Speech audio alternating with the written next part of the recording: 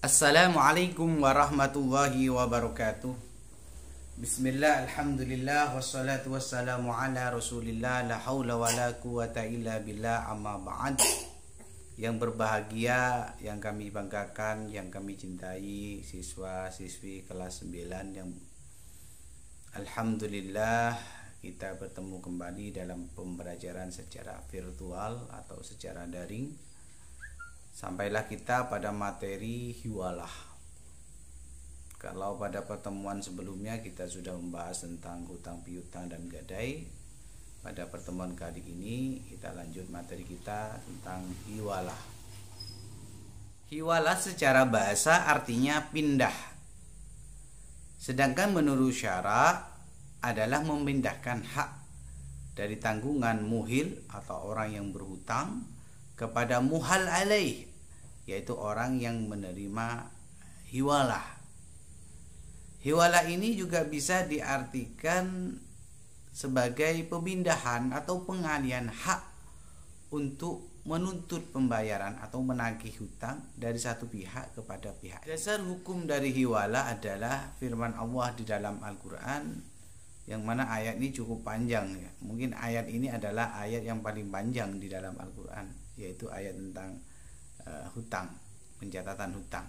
Allah berfirman, ya ayyuhalladzina amanu idza tadayantum bidainin ila ajalin musamma faktubuhu wal yaktub bainakum katibun bil adli wala ya'ba katibun ay yaktuba kama 'allamahu Allah falyaktub wal yumlil ladzi alaihi alhaqqu wal yattaqillaha rabbahu wala yabkhus minhu syai'a fa in kana alladhi alaihi alhaqqu safihan aw dha'ifan aw la yastati'u ay yumillahu falyumlil waliyyu bil adli wal yashtahidu syahidaini min rijalikum. Al-ayah. Jadi ayat ini sangat panjang, yang mana di dalam ayat ini Allah memerintahkan kita untuk di dalam bermuamalah itu mencatat dan mendatangkan saksinya. Di dalam proses hutang piutang itu harus dicatat dan harus dicatat dengan benar dan didikte oleh salah satu pihak, dan juga diperkuat dengan adanya saksi untuk menghindari terjadinya persengketaan atau permasalahan di belakang. Adapun dalil kedua dari hiwalah ini adalah hadis Nabi an Abi Hurairah radhiyallahu anhu anna Rasulullah sallallahu alaihi wasallam qala madlul ghaniya zulmun fa idza udbi'a ahadukum ala malihi falyattaba'.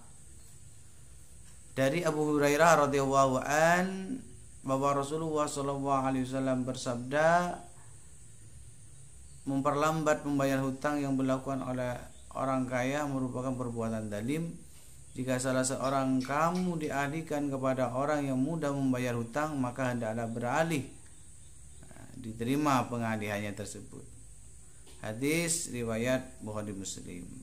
Pada hadis ini Rasulullah memberitahukan kepada orang yang berpiutang atau memberi hutang, jika orang yang berhutang menghiwalahkan kepada orang kaya atau mampu, hendaklah ia menerima hiwalah tersebut dan menagih kepada orang yang dihiwalahkan. Dengan demikian maka haknya dapat. Anak-anak yang berbahagia, adapun rukun hiwalah yang pertama adalah adanya muhil, orang yang berhutang, ini pihak pertama. Kemudian yang kedua ada muhal, orang yang berpiutang atau memberikan pinjaman, ini yang disebut dengan pihak kedua. Kemudian yang ketiga ada muhal alaih, orang yang menerima hiwalah, ini yang disebut dengan pihak ketiga. Kemudian ada muhal bih, ada hutangnya. Kemudian yang rukun yang kelima adalah syiwat ijab qabul dari muhil, ijab dari muhil dan qabul. Adapun syarat-syarat dari hiwalah, yang pertama muhil, syaratnya adalah balik dan berakal. Kemudian ridho, artinya tidak dipaksa, tidak ditekan. Jika muhil dipaksa untuk melakukan hiwala, maka hiwalanya tidak sah. Kemudian yang kedua muhal, pihak kedua ya. Muhal ini syaratnya adalah balik dan berakal. Kemudian syarat yang kedua ada persetujuan dari muhal terhadap muhil yang dilakukan, ada persetujuan dari muhal terhadap muhil yang melakukan hiwalah. Kemudian syarat yang ketiga yaitu syaratnya muhal alaih atau pihak ketiga. Yang pertama juga balik dan berakal. Kemudian yang kedua ada persetujuan atau ridho dari muhal. Kemudian yang keempat hutang yang dialihkan, syaratnya adalah yang pertama sesuatu yang dialihkan itu adalah sesuatu yang sudah dalam bentuk hutang, piutang yang sudah pasti. Kemudian yang kedua hutang muhil kepada muhal maupun muhal alaih sama dalam jumlah dan kualitas. Jadi jumlah nominal hutangnya. Selanjutnya sama. Konsekuensi dari hiwalah ini, jadi hiwalah ini menimbulkan beberapa konsekuensi. Yang pertama adalah kewajiban muhil kepada muhal untuk membayar hutang dengan sendirinya menjadi terlepas atau bebas. Kemudian yang kedua adanya hak muhal untuk menuntut pembayaran hutang kepada muhal alaih. Anak-anak yang berbahagia, jenis-jenis hiwalah. Hiwalah ini ada dua jenis. Jenis-jenis hiwalah. Yang pertama ditinjau dari segi objek akad. Dari segi objeknya, hiwalah ini dibagi menjadi dua. Ada namanya hiwalah al-haq. Ya, hiwalah al-haq yaitu apabila dipindahkan itu hak menuntut hutang, jadi sebatas pemindahan hak.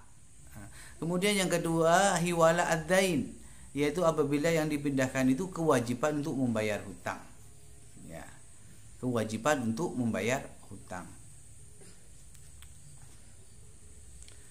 Ditinjau dari segi akad, hiwalah dapat dibagi menjadi dua jenis. Ada namanya hiwalah al-muqayyadah.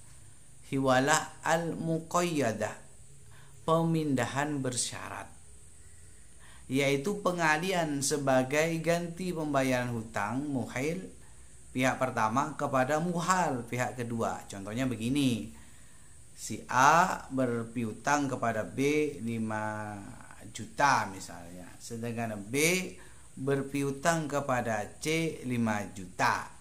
B kemudian mengalihkan haknya untuk menuntut piutangnya yang berada pada C kepada A sebagai ganti pembayaran B kepada A.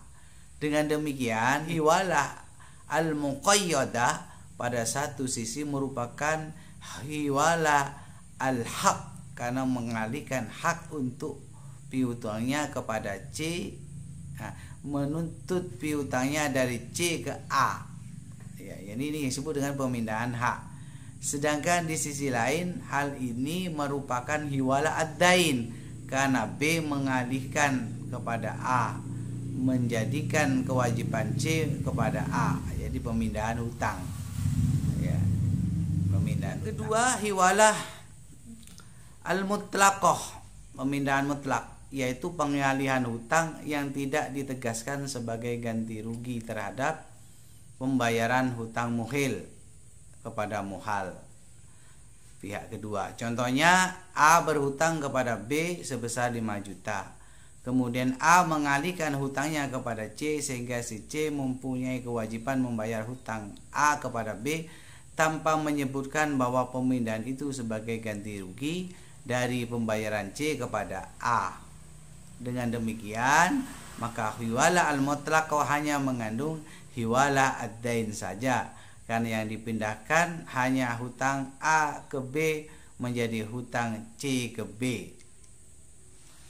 Anak-anak yang berbahagia, kapan hiwalah ini berakhir? Ya, jadi masa berakhirnya hiwalah ini adalah salah satu pihak membatalkan akad sebelum berlaku tetap. Jadi kalau sebelum berlaku tetap kemudian salah satunya membatalkan, maka berakhirlah hiwalah ini. Yang kedua, ya, muhal melunasi hutang yang dialihkan kepada muhal alaih. Kalau sudah dilunasi dahulu ya sudah selesai. Muhal melunasi hutang yang dialihkan kepada muhal alaih. Yang ketiga, jika muhal meninggal dunia maka muhal alaih wajib membayarkan hutangnya.